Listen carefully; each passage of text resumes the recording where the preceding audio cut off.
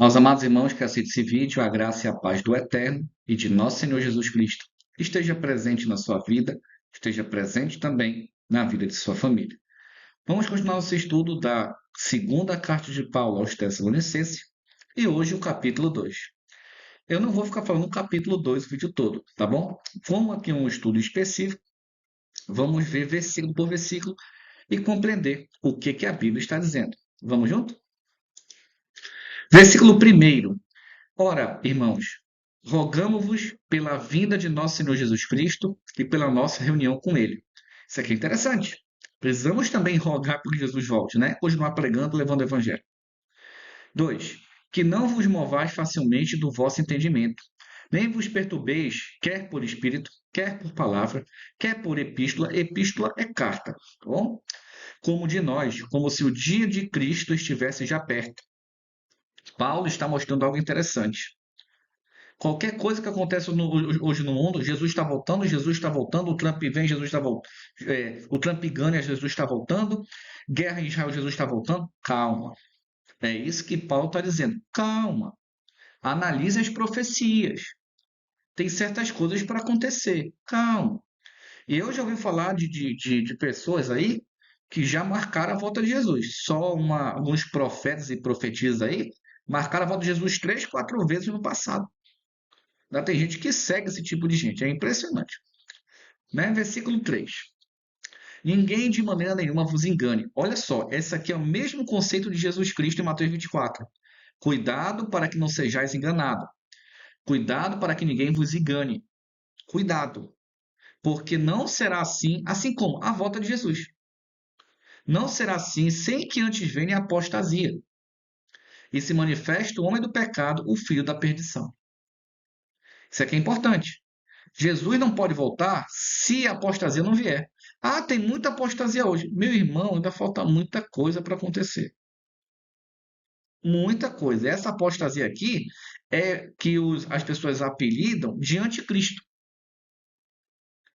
Entendeu? É isso que é a ideia. Então, ele já apareceu? Até onde eu sei, não. Ah, mas eu não vou ficar botando o nome aos bois aqui, como diz o ditado.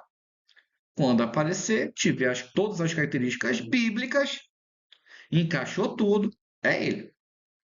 Mas infelizmente hoje tem muito sensacionalismo. Algumas igrejas estão muito sensacionalistas. Qualquer coisa Jesus vai voltar, né? Eu não estou nem falando aqui de, de conceitos errôneos de decreto disso, decreto daquilo. Não estou nem dando esse mérito. Tá bom? Futuramente eu vou trazer para vocês explicando sobre alguns conceitos de certas religiões, por que não são verdade. Tá bom? Fique tranquilo. Versículo 4. Quem é esse homem da iniquidade? O qual se opõe e se levanta contra tudo que se chama Deus, ou se adora. Grava esse nome, ou se adora, guarda esse termo.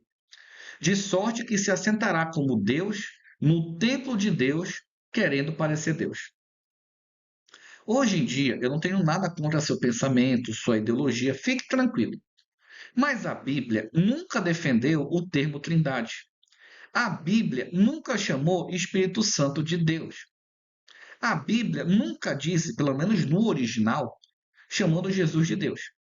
Toda vez que você vê a Bíblia chamando Jesus de Deus, a tradução foi feita errada. Eu vou colocar um vídeo aqui na descrição para você assistir e estudar no original. Tá? Jesus é um ser divino com as características do Pai, mas ele não pode ser Deus por alguns pequenos pontos. Tá bom? Todo o poder foi dado para ele? Foi. Todo o poder foi dado para ele. Deus não recebe nada, Deus tem. Aí já começa por aí. Tá? 1 Coríntios 15 explica melhor. Você pode ler com mais detalhes, você vai entender. Aí, versículo 5. Não vos lembrais de que essas coisas vos dizia quando ainda estava convosco? Olha que coisa interessante. Hoje em dia, muitas pessoas acreditam que existem três deuses coeternos. O nome coeterno nem existe na Bíblia. Eu nunca vi das 21 versões que eu já li da Bíblia e estudei, eu nunca vi esse nome coeterno. Isso é a teologia diabólica que inventa. Tá? Ah, porque Deus e o Pai são um. Se você pegar do original, eu e o Pai estamos ligados, estamos conectados, somos um, não no sentido de ser a mesma pessoa. Tome muito cuidado com isso. Se você lê João 10:30, eu e o Pai somos um. Perfeito. Mas quando você pega João 14, João 15, João 16, 17, o que Jesus fala? Somente no 16, 17? O que ele fala? Que eu estou um com você e que eles sejam um em nós. Então, se eu sou um em Cristo, eu sou um Deus? Não. Ele está dizendo que eles estão conectados. Eles têm o mesmo. Jesus só falava o que o Pai falava. Mas esse é um outro assunto. Vou botar também um link aqui embaixo. Tá? Só para dar um parênteses. Ele coloca: E agora vós sabeis o que o detém, para que seu próprio tempo seja manifestado. Então, desde aquela época, foi revelado a Paulo que viria uma pessoa sentar no lugar de Deus, querendo ser Deus. Hoje, as pessoas adoram um Deus trindade. Três deuses num só. Essa é uma doutrina muito perigosa, uma doutrina que os apóstolos não defendiam e nunca vão defender. 1 Coríntios 8:6, você pode ler. 2 Timóteo, capítulo 2, versículo 5, você pode ler na sua casa. Que você vai dizer que só existe um Deus. Tá? Mas aqui nesse caso não é só isso. É alguém querendo se parecer a Deus.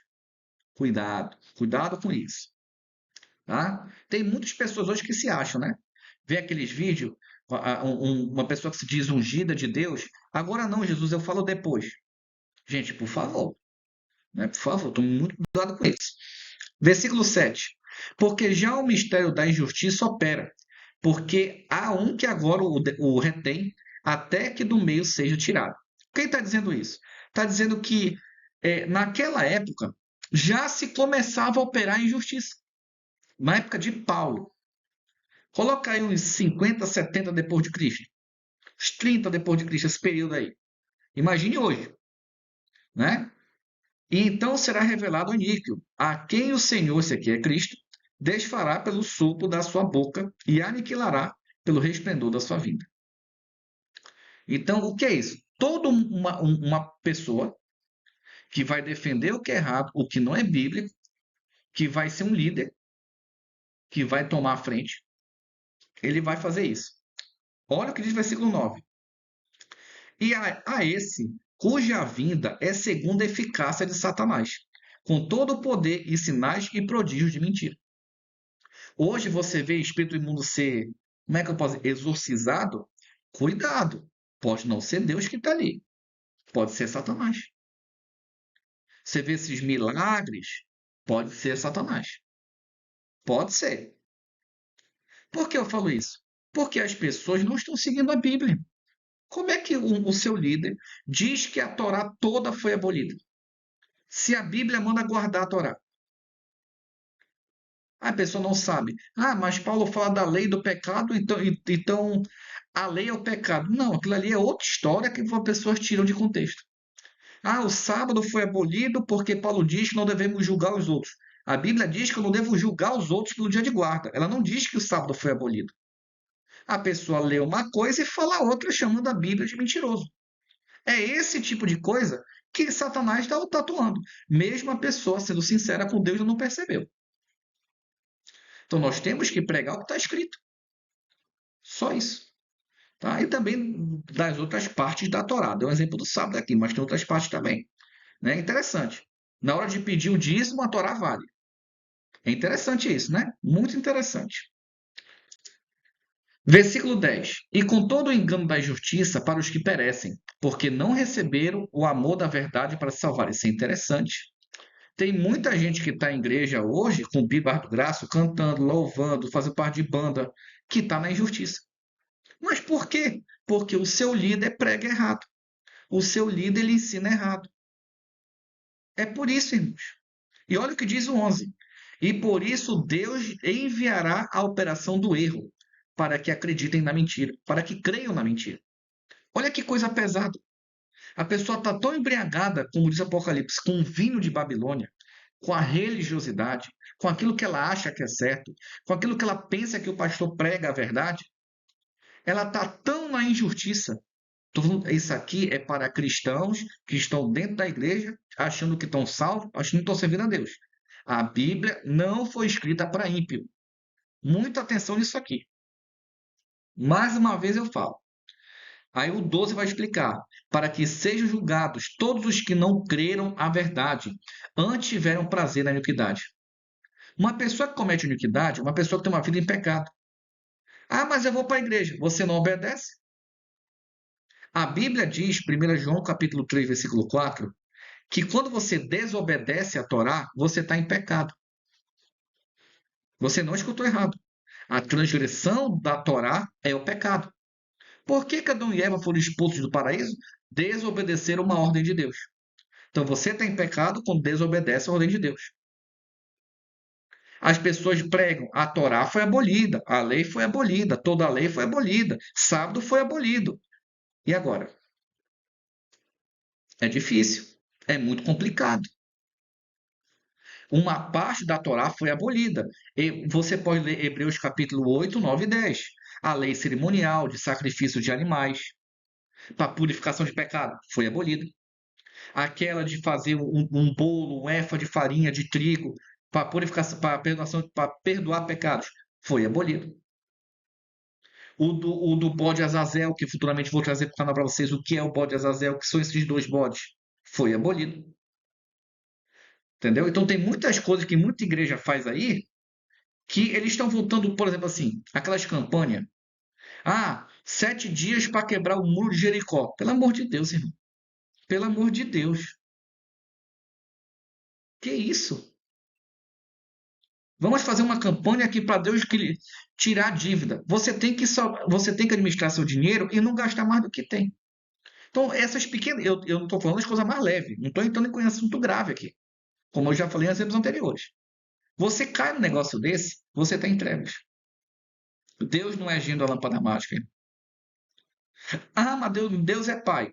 Deus ajuda, abençoa, mas não abusa.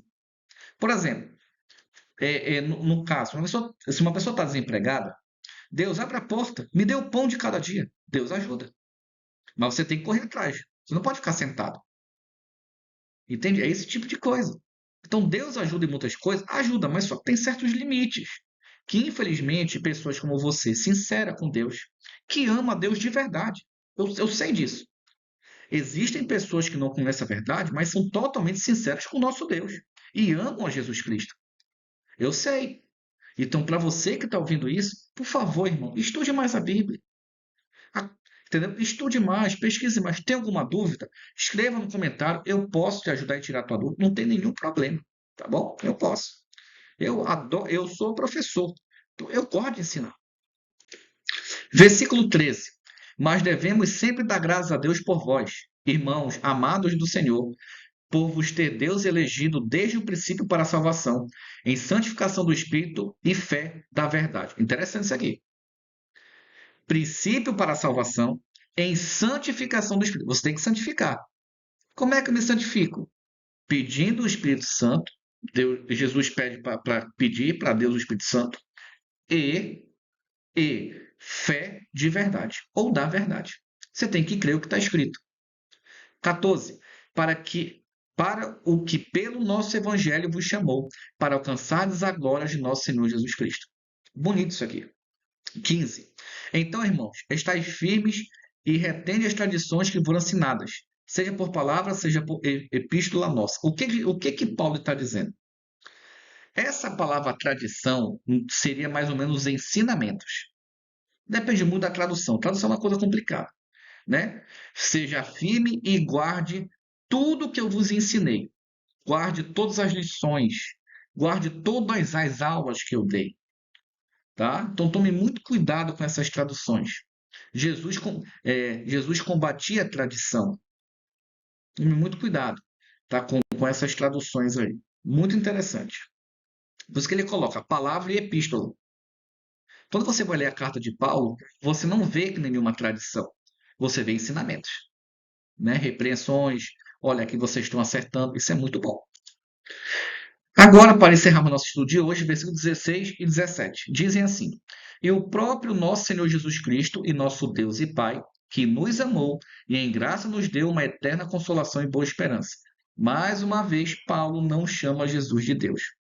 Versículo 17: Console os vossos corações e vos confirme em toda boa obra, toda boa palavra e obra. Esses dois versículos eu desejo para você, meus irmãos. Que o próprio Senhor Jesus Cristo, nosso Deus e Pai, que nos ama, né, que nos dá a graça da eterna consolação e esperança, console o seu coração para você que precisa, não somente na palavra, mas na obra. Meus irmãos, que Deus abençoe. Um ósculo santo a todos. Até nosso próximo encontro.